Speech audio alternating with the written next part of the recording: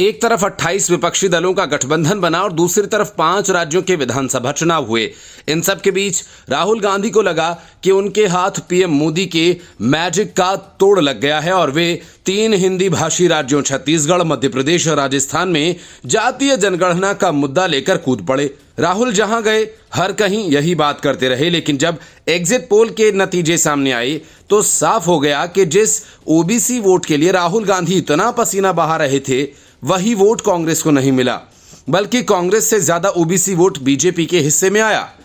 3 राज्यों के OBC voters का मूड बहुत दूर बिहार में बैठे नीतीश कुमार की नींद उड़ाने के लिए काफी है, जो जातीय जनगणना को मास्टर स्ट्रोक मानकर चल रहे हैं। महिला, ओबीसी और आदिवासी वोटर्स ने छत्तीसगढ़ से लेकर राजस्थान तक बीजेपी के पक्ष में जमकर मतदान किया। छत्तीसगढ़ और मध्य प्रदेश में तो महिलाओं ने पुरुषों के मुकाबले ज्यादा वोट डाले। इसी बात से कांग्रेस में खलबली मची हुई है। कांग्रेस रेवड़ी छाप गारंटी की बात करती रह गई, लेकिन महतारी वंदन योजना ने छत्तीसगढ़ और लाडली बहना योजना ने मध्य प्रदेश में कमल खिला दिया। महतारी वंदन योजना के तहत हर महिला को 12,000, हर भूमिहीन खेतीहर मजदूर को 10,000 छत्तीसगढ़ में दिए जाने हैं। बीजेपी का ये वादा इतना काम आया कि छत्तीसगढ़ के डिप्टी सीएम टी.एस. सिंहदेव को भी ये कबूल करना पड़ा कि बीजेपी ने इस मामले में हमसे एज ले लिया। लाडली बहना योजना के तहत हर महीने महिलाओं के खाते में 1250 रुपए देने की शिवराज सिंह चौहान की योजना ने कमलनाथ की जमीन खिसका दी। कई एग्जिट पोल्स इसी वजह से बीजेपी की छप्पर फाड़ जीत का ऐलान करते दिख रहे हैं। चुनाव प्रचार शुरू होने के पहले मध्य प्रदेश में कांग्रेस ये मानकर चल रही थी कि वो आसानी से सरकार बना लेगी, लेकिन हुआ उसके उलट। कांग्रेस बड़ी हार की तरफ जाती दिख रही है। विधानसभा के इन चुनावों में लोकसभा चुनाव के लिए कई संदेश छिपे हैं।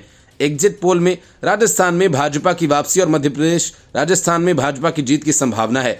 अगर एमपी में फिर शिवराज सिंह चौहान की सरकार बनती है तो इसका मतलब साफ होगा कि वहां सत्ता विरोधी लहर नहीं दिख रही है। इससे भी अधिक महत्वपूर्ण बात यह साबित होगा कि प्रधानमंत्री नरेंद्र मोदी की लोकप्रियता आज भी कायम है, क्योंकि इस चुनाव में बीजेपी पीएम मोदी के चेहरे के दम पर चुनावी अखाड़े में कूदी थी।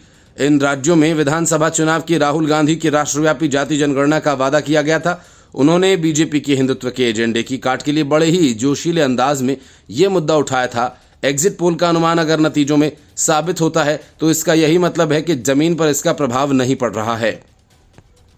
उदाहरण के लिए मध्य प्रदेश की 230 विधानसभा सीटों में से लगभग 1/3 सीटें ओबीसी बाहुल्य हैं। यदि दोनों हिंदी भाषी राज्यों में बीजेपी की वापसी होती है तो विपक्ष को भाजपा के खिलाफ 2024 के लिए नया हथियार तैयार करना होगा। हालांकि इसके लिए काफी समय बाकी है। इन चुनावों में एक बार फिर महिला वोटर की भूमिका महत्वपूर्ण साबित होती दिख रही है। मध्य प्रदेश में 18,30,000 महिला मतदाताओं ने मतदान किया, जो पिछली बार से 2% अधिक है। महिला लाभार्थियों ने स्पष्ट रूप से भाजपा की वापसी में महत्वपूर्ण भूमिका निभाई। शिवराज सिंह चौहान की लाडली बहना योजना का काफी महत्वपूर्ण योगदान साबित हो सकता है, जिसके जरिए सीधा उनके बैंक अकाउंट में पैसा डाला जाता है। हालांकि ये भी महत्वपूर्ण है, 2018 में बीजेपी 4 प्रमुख राज्यों में चुनाव की लड़ाई हार गई थी।